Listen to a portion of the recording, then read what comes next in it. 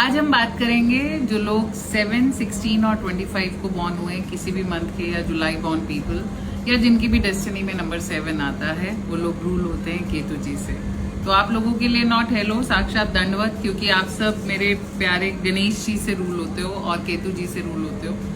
तो सबसे पहले ना मैं आप लोगों को थोड़ा सा केतु जी के बारे में बताना चाहूंगी, क्योंकि बहुत ज्यादा मिथ क्रिएट हो चुका हुआ है 7 नंबर को लेकर। और कभी कभी मैं जो भी पूछते हो उनसे मजाक में यही बोलती हूँ कि जैसे वो गदर पिक्चर का डायलॉग था ना कि एक स्टैंप नहीं लगेगी तो तारा पाकिस्तान नहीं जाएगा क्या।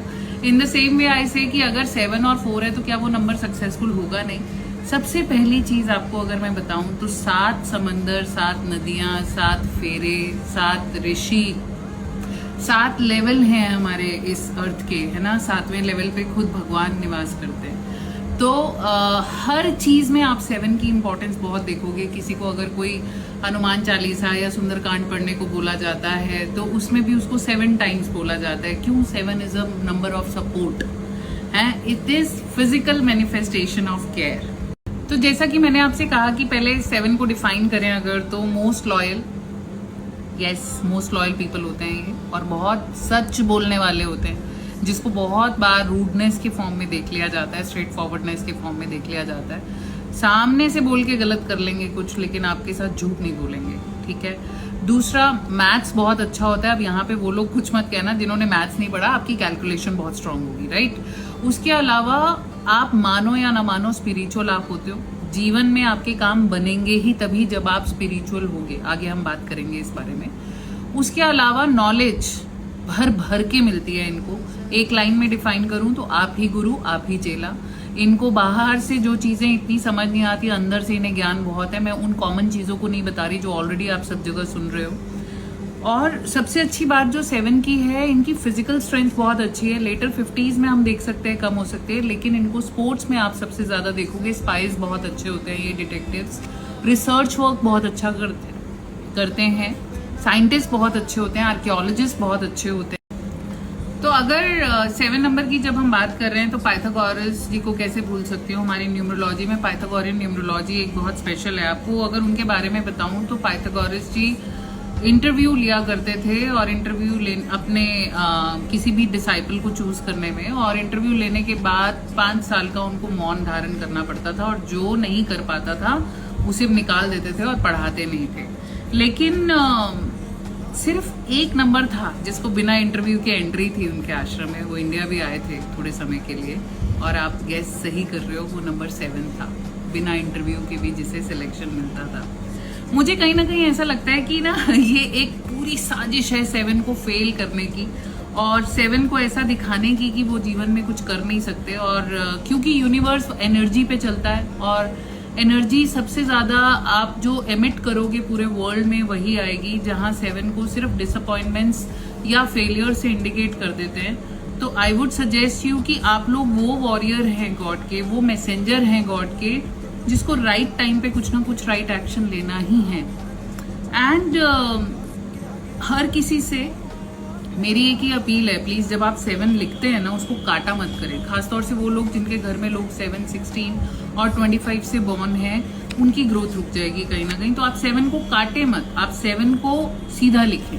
2 तरह की आपको क्वालिटीज मिलेगी, या तो बहुत वर्बोस होंगे या बिल्कुल साइलेंट होंगे, या फिर सिलेक्टिवली एक्सट्रोवर्ट भी होते हैं ये लोग। और इनकी सबसे अच्छी खासियत जो होती है वो ये, इनकी राइटिंग बहुत अच्छी है, इनके थॉट्स बहुत अच्छे होते हैं, और स्पिरिचुअलिटी में आने के बाद ही इनकी लाइफ थोड़ी ईज होना शुरू होती है।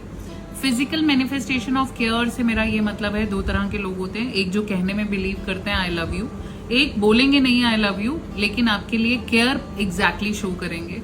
तो मान लीजिए कि अगर कोई बीमार है या कुछ भी है, तो उसमें बजाय आपको कहने के कि कुछ भी आपको वो शो कराने के दे लव यू, वो आपके लिए चीजें अरेंज करेंगे जहां आप जल्दी से रिकवर कर सकते हो।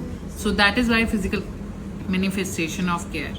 सो एपिटोम ऑफ केयर तो आपने सुना ही है। साथ ही साथ ये पेरेंट्स बहुत बढ़िया होते हैं, जिनमें वार्मथ आपको बहुत ज्यादा दिखेगी। होते तो सब अच्छे हैं, पर 7 नंबर वाले स्पेशली मेल्स, उनके आगे तो उनकी बच्चों की कोई बात कर ही नहीं सकता।